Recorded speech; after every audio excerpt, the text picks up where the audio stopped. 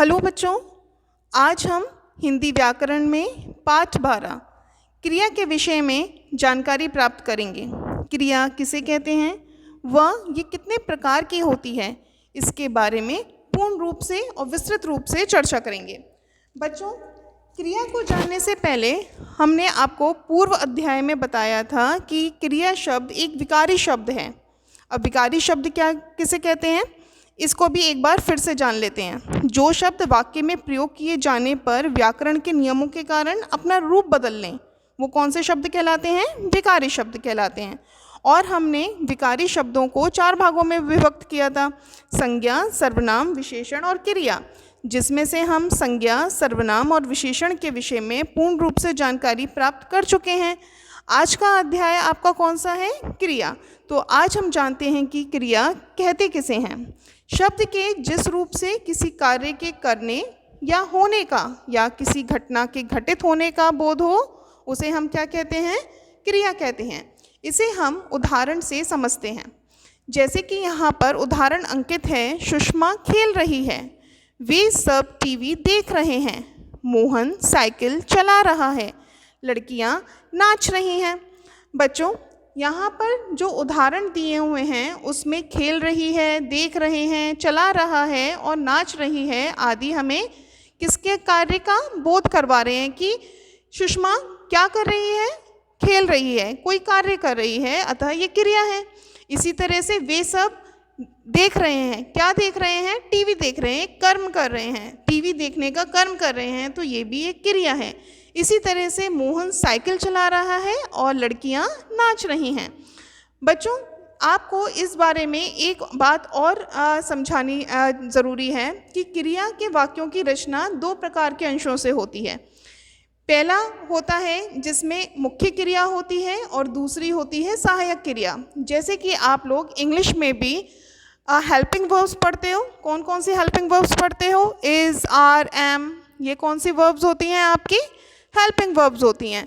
इसी तरीके से आपकी जो मेन वर्ब होती है वो कौन सी होती है, रीड, राइट, ये सारी कौन सी वर्ब्स होती हैं आपकी, बताइए कौन सी वर्ब्स होती हैं आपकी, मुख्य क्रिया होती है। इसी तरह से हिंदी में भी आपकी मुख्य क्रिया जैसे खाना, उड़ना, बोलना, चलना, ये कौन सी क्रिया है, मुख्य क्रिया।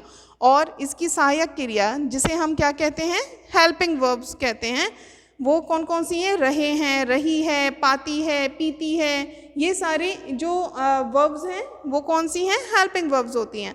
तो इसी तरीके से जैसे सब बच्चे खाना खा रहे हैं, यहाँ पर मुख्य क्रिया कौन सी हुई, खाना, और सहायक क्रिया कौन सी हुई, रहे हैं।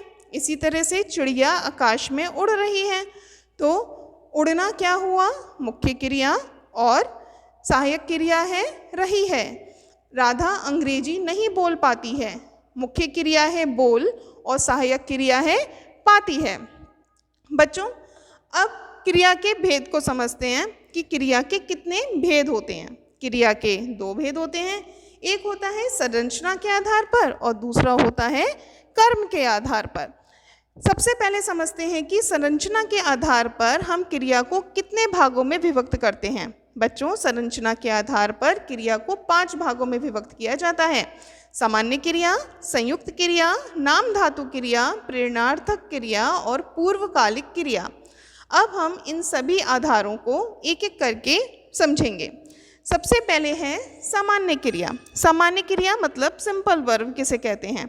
जब किसी वाक्य में केवल एक ही क्रिया का प्रयोग हो उसे हम सामान्य क्रिया कहते हैं। बच्चों, मैंने अभी आप लोगों को बताया कि किसी भी सेंटेंस में मुख्य क्रिया और सहायक क्रिया 2 होती हैं, लेकिन कोई कोई सेंटेंस ऐसा भी होता है या वाक्य ऐसा होता है जिसमें कि सिर्फ एक ही क्रिया का मतलब सहायक क्रिया से ही काम चल सकता है या फिर मुख्य क्रिया से ही काम चल सकता है। तो ऐसे वाले वाक्यों को हम क्या कहते हैं, सामान्य क्रिया वाक्य। तो जैसे यहाँ पर आपके अंकित हैं, कविता दिल्ली गई, वह बाजार से आई। यहाँ पे जो गई है वो क्या है, क्रिया शब्द। इसी तरह से आई शब्द क्या है, क्रिया। क्रिया का दूसरा भेद है संयुक्त क्रिया मतलब कंपाउंड वर्ब। जब किसी वाक्य में 2 या 2 से अधिक क्रियाएं मिलकर किसी एक कार्य को पूर्ण करती हैं उसे क्या बोलते हैं हम, संयुक्त क्रिया। अब जैसे यहाँ पर उदाहरण है, सविता खाना खा रही है। यदि सिर्फ हम ये बोलें सविता खाना रही है, तो जो हमारा वाक्य है वो पूर्ण नहीं है, क्योंकि यहाँ पर क्रिया स्पष्ट नहीं है। इसी तरह से अगर हम ऐसे भी बोलें कि कविता खाना खा, तो ये क्या है, ये भी पूर्ण रूप से हमारा क्रिया में नहीं आता है। तो अगर हम ये बोलते हैं संयुक्त क्रिया में सविता खाना खा रही है, तो ये जो क्रियाएं हैं, मतलब दो या दो से अधिक क्रियाएं मिलकर जब किसी एक कार्य को पूर्ण करने को हमें इंगित कर रही हैं, तो वो कौन सी हो गई, संयुक्त क्रिया। इसी तरह से बच्चे गाना गा रहे हैं। इसका तीसरा प्रकार है नाम धातु क्रिया। नाम धातु क्रिया किसे कहते हैं, जो क्रियाएं संज्ञा, सर्वनाम और विशेषण शब्दों के अंत में क्या जुड़कर ना प्रत्यय लगाकर बनाई जाती हैं, उन्हें हम क्या बोलते हैं, नाम धातु क्रिया। अच्छा बच्चों, प्रत्यय किसे कहते हैं वो आगे के अध्याय में हम पूर्ण रूप से पढ़ेंगे, फिर भी आप लोगों को एक बार बता देते हैं कि प्रत्यय क्या होते हैं। प्रत्यय वो शब्द होते हैं जो कि किसी मूल शब्द में पीछे जुड़कर अर्थ बदल दें, तो वो वाले शब्द क्या कहलाते हैं, प्रत्यय शब्द कहलाते हैं। जैसे कि यहाँ पर बताया गया है कि किसी भी संज्ञा, सर्वनाम या विशेषण शब्दों के अंत में अगर हम ना शब्द लगा दें या ना प्रत्यय लगा दें, तो वो क्या कहलाते हैं, नाम धातु क्रिया। जैसे कि आपको उदाहरणों में दिखाई दे रहा है कि शब्द क्या है, रंग, उसमें हमने क्या लगाया, रंग में ना प्रत्यय जोड़ दिया, तो क्या हो गया, रंगना। तो जैसे वाक्य का प्रयोग हम कैसे करेंगे, मीरा गमला रंगने लगी। तो रंग क्या है, शब्द, विशेषण शब्द। विशेषण शब्द में हमने ना प्रत्यय जोड़कर हम अलग तरीके से वाक्य का प्रयोग कर सकते हैं। इसी तरह से है अपना का अपनाना, दोहरा का दोहराना, गरम का गरमाना, किटकिट का किटकिटाना। बच्चों यहाँ जो किटकिट शब्द है वो क्या है, अनुकरणवाची शब्द हैं, जो कैसे क्या कहलाते हैं, किटकिट, मतलब एक के बाद दूसरा शब्द बिल्कुल हम पूर्ण तरीके से वैसे ही बोलते हैं, वो वाले का शब्द क्या कहलाते हैं, अनुकरणवाची। तो किटकिट का किटकिटाना, हमने इसमें भी पीछे की तरफ क्या लगाया, एक शब्द जोड़ा ना, तो वो क्या हो गया, किटकिटाना। तो इससे हमने वाक्य का कौन सा प्रयोग करेंगे, ठंड से दांत किटकिटाने लगे। इसी तरह से है बड़बड़ का बड़बड़ाना। अब इसका बच्चों चौथा प्रकार है प्रेरणार्थक क्रिया। अब प्रेरणार्थक क्रिया किसे कहते हैं, जो कर्ता किसी क्रिया को स्वयं न करके किसी दूसरे से करने को कहे, मतलब जो कर्ता कोई काम खुद नहीं कर रहा है लेकिन दूसरे से करने को कहे या किसी दूसरे को करने को प्रेरित करे, उसे हम क्या कहते हैं, प्रेरणार्थक क्रिया कहते हैं। लेकिन बच्चों प्रेरणार्थक क्रिया भी दो तरीके की होती है, एक होती है प्रथम प्रेरणार्थक और दूसरी होती है द्वितीय प्रेरणार्थक। यहाँ पर आपको दोनों के उदाहरण भी दिए गए हैं। जैसे पहला उदाहरण है, माँ मदन को कपड़े पहनाती है। तो माँ खुद काम नहीं करके, अपने लिए काम ना करके किसके लिए कर रही है, मदन के लिए कर रही है, कि माँ किसको कपड़े पहना रही है, मदन को। तो ये कौन सा क्रिया हुई, प्रथम प्रेरणार्थक क्रिया। और दूसरा उदाहरण है, माँ मदन को पिता से कपड़े पहनवाती है। तो माँ किसको प्रेरित कर रही है, पिता को प्रेरित कर रही है मदन को कपड़े पहनाने के लिए। तो ये कौन सी क्रिया हुई, द्वितीय प्रेरणार्थक क्रिया।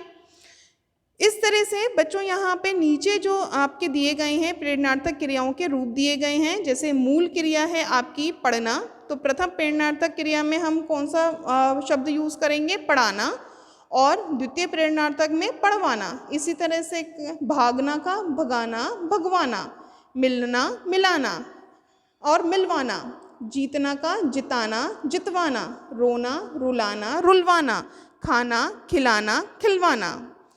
बच्चों अब इसका पांचवा प्रकार है पूर्वकालिक क्रिया। किसी वाक्य में मुख्य क्रिया से पहले अगर कोई क्रिया हो रही है या हुई हो तो उसे हम क्या कहते हैं, पूर्वकालिक, मतलब काल से पूर्व की क्रिया क्या कहलाती है, पूर्वकालिक क्रिया। जैसे गोपाल ने कपड़े प्रेस करके पहने। अब गोपाल ने कपड़े पहने, ये एक क्रिया हुई, लेकिन कैसे पहने, प्रेस करके कपड़े पहने। तो ये कौन सी क्रिया हुई, प्रेस करना पूर्वकालिक क्रिया। इसी तरह से नेहा ने झुककर पेन उठाया। नेहा ने पेन उठाया ये एक क्रिया है, लेकिन इससे पूर्व ने उसने एक और काम किया। वो कौन सा है? झुकना, कि उसने झुककर पेन उठाया। तो झुककर कौन सी क्रिया हुई? पूर्वकालिक क्रिया। इस तरह से बच्चों हमने संरचना के आधार पर इसके पांचों भेद, सामान्य क्रिया, संयुक्त क्रिया, नाम धातु क्रिया, प्रेरणार्थक क्रिया और पूर्वकालिक क्रिया के बारे में समझा। अब आगे हम समझते हैं कि कर्म के आधार पर क्रिया के कितने भेद होते हैं। बच्चों, कर्म के आधार पर क्रिया के हम दो भेद करते हैं। एक होती है अकर्मक क्रिया और दूसरी होती है सकर्मक क्रिया। अब इसके विषय में भी हम पूर्ण रूप से जानते हैं। सबसे पहले है अकर्मक क्रिया। अकर्मक क्रिया किसे कहते हैं? जैसे नाम से ही स्पष्ट है, अकर्मक शब्द का अर्थ होता है बिना कर्म किए हुए ही कोई काम हो जाए, वो क्या है? अकर्मक क्रिया। जैसे जिन क्रियाओं को कर्म की आवश्यकता नहीं होती और क्रिया के कार्य का फल सीधा कर्ता पर पड़ जाता है, उसे हम क्या बोलते हैं? अकर्मक क्रिया। जैसे सीता दौड़ रही है और पक्षी उड़ रहा है। यहाँ पे वाक्य में दौड़ रही है और उड़ रहा है जो है वो है क्या? अकर्मक क्रिया को प्रदर्शित करते हैं, क्योंकि इनमें कर्म नहीं है और क्रियाओं का फल सीधे किस पर पड़ रहा है? कर्ता पर पड़ रहा है। अच्छा बच्चों, अकर्मक क्रिया को पहचानने के लिए कुछ नियम हैं। जैसे कि अगर हम अकर्मक क्रिया को पहचानें कि हम अकर्मक क्रिया किस वाक्य में है, तो कैसे पहचान सकते हैं कि जब अगर हम वाक्य अकर्मक है या नहीं, ये जानने के लिए क्रिया के साथ क्या शब्द लगाकर हम प्रश्न करते हैं, और अगर हमें उत्तर नहीं मिलता तो वो क्रिया कौन सी होती है? अकर्मक क्रिया। जैसे कि आप लोग यहाँ पर सीता दौड़ रही है, मैं अगर प्रश्न लगाओ क्या दौड़ रही है, क्या दौड़ रही है, तो आपको क्या उत्तर मिलेगा? क्या दौड़ रही है? उत्तर नहीं मिलेगा। तो वो जो क्रिया है जिसमें हमें क्या लगाने पर उत्तर नहीं मिलता है, वो क्रिया कौन सी कहलाती है? अकर्मक क्रिया। इसी तरह से हम कहें पक्षी उड़ रहा है, इसमें अगर हम प्रश्न लगाएं क्या उड़ रहा है, अब क्या उड़ रहा है में क्या हमें उत्तर मिल रहा है? नहीं मिल रहा है। तो ये वाला भी जो वाक्य है पक्षी उड़ रहा है, वो किसका है? अकर्मक क्रिया का। अब जानते हैं सकर्मक क्रिया किसे कहते हैं?